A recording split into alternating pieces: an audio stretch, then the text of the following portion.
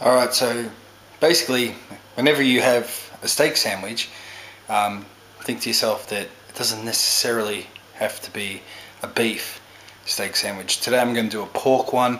Now, the pork I've got is from a wild pig that I didn't get. It was a piece that I got garnered off someone else. Now, the main thing I find with any meat before I'm going to cook it, there's two things. One, let the meat sit and come to room temperature, or just below room temperature, so it's still cool but it's not freezing fridge cold, and get the pan nice and hot, almost smoking hot. Alright, so if it's got a bit of oil in there, you'll soon see how hot it is when I put this in. Alright, now what I want to do is sear it on the outside, and then I'm going to bring that heat down and then just cook it at a lower temperature. The cut, I'm assuming it's from a shoulder cut, from what he told me. It was already cut into pieces, so I didn't get to see it unfortunately. But I'm going to sear it on both sides, and then we'll turn it down, and then we'll go from there. Alright, now you can see, just from here, pretty hot pan. I'll turn this over. Oops, sorry. Now what I'll do now is just bring that heat down. And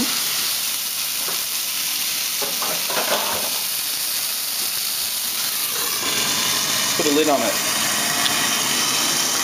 So I've seared it on one side. I would have liked to have seared it on the other side just as much, but it's starting to get a bit smoky in here. I probably had that a little bit too high, so I've just turned it over. That's fine.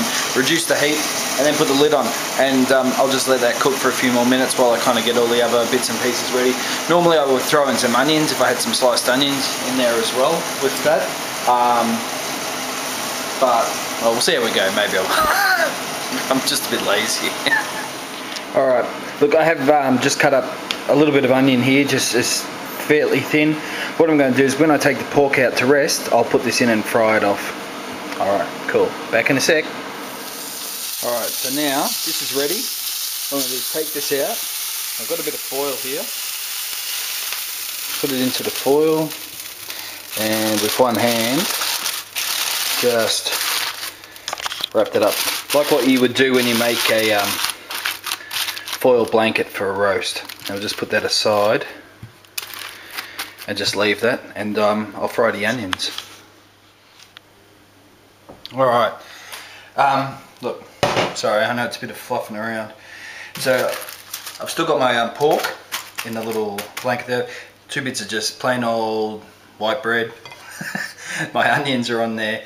Now all I'm going to do, I'll move this to the side. Now this has been resting for a few minutes.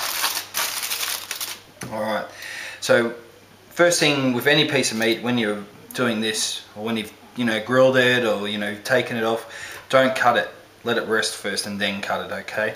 Now all I'm going to do with this, you can see all of those juices that came out. Now all I'm going to do is just cut it just on the slide, like so. Just like that. Now, I'm a big advocate of salt. I love salt. So just a few grinds over, like that. Put that aside. Bring this back.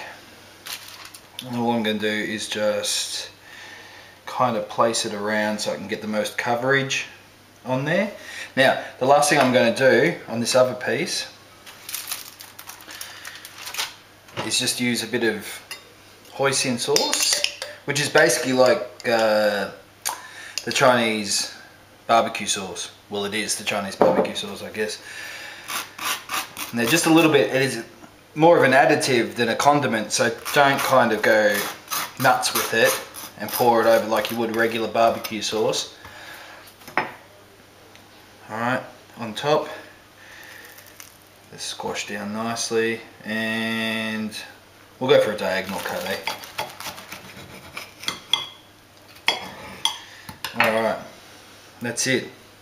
Let me have a quick bite.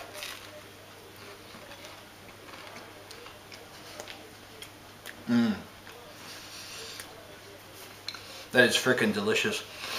So I was doing this video just because I had the pork and I thought, well, everyone kind of goes for beef, as in a steak sandwich.